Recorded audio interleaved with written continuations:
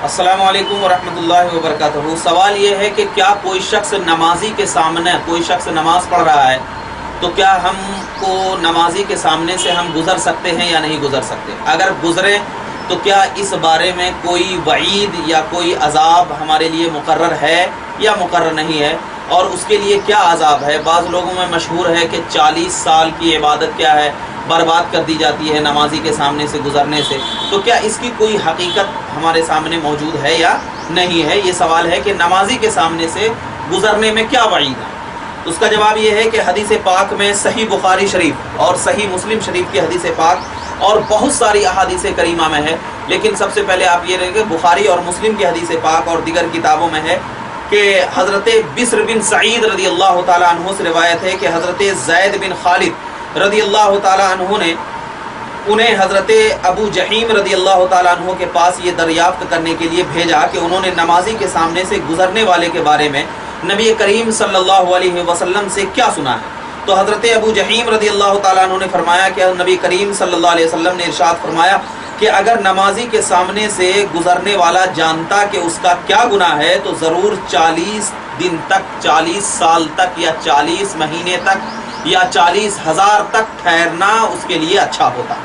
यानी अगर अजाब मालूम हो जाता कि नमाजी के सामने से गुज़रने में क्या अजाब है, तो अल्लाह के नबी ने फरमाया कि अगर जान लेता तो 40, सिर्फ 40 फरमाया। तो अब उलमा तसरीह फरमाते हैं कि इस 40 से 40 साल भी मुराद लिया जा सकता है, 40 से 40,000 साल भी मुराद लिया जा सकता है। तो 40 तक ठहरना उसके नज़दीक बेहतर होता कि वो नमाजी के सामने से गुजरे, नमाजी के सामने से गुजरे। रावी हदीस हज़रत अबू नज़र कहते हैं कि मैं नहीं जानता कि उन्होंने 40 दिन फरमाया, 40 महीने, 40 साल या कोई और भी फरमाया है, और इसको बहुत सारे अहादीस करीमा में जिक्र फरमाया है, किताबुस सलात सही बुखारी में जिक्र फरमाया।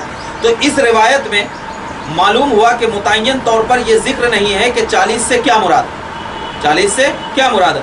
अलबत्ता अल्लामा अली बिन अबू बकर अल हैसमी ने फरमाया है अल मज़मूअ ज़वाइद में कि क्या है, रिवायत में हुज़ूर करीम सल्लल्लाहु अलैहि वसल्लम से मुतय्यन तौर पर 40 साल के अल्फाज मनक़ूल हैं कि 40 साल तक ठहरना उसके लिए बेहतर होता नमाजी के सामने से गुजरने से, 40 साल तक बेहतर होता। तो नमाजी के सामने से गुजरना क्या है, एकदम बिल्कुल सख्त अजाब का बाइस है। और मकसूद ये है कि नमाजी के सामने के गुजरने से वो इंसान क्या है, इसको कभी समझता है, मदबू समझता है, बेकार समझता है। तो लिहाजा हमको चाहिए कि नमाजी के सामने से क्या है, हम न गुजरें।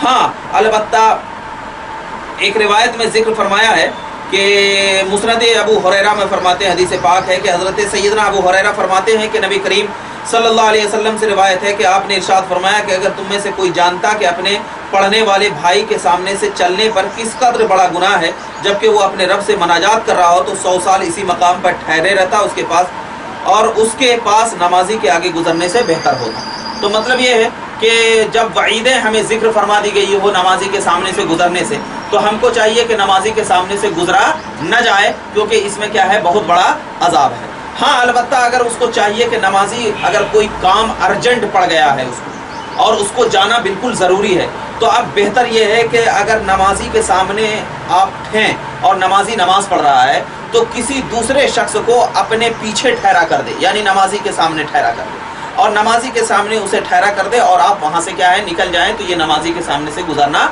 नहीं होगा। या अगर आप बैठे हुए हैं और नमाजी नमाज पढ़ रहा है तो उसके सामने किसी कोई ऐसी चीज़ ला करके रख दे जो आपके दरमियान और नमाजी के दरमियान हाइल कर दिया जाए, दीवार महसूस कर दिया जाए। यानी कोई क्या है, आप कुर्सी रख दिया जाए या कोई क्या है, कोई ऐसी चीज़ रख दिया जाए जो नमाजी के सामने से हाइल कर दी जाए, तो आप फिर क्या है, उसके सामने से गुजर जा सके।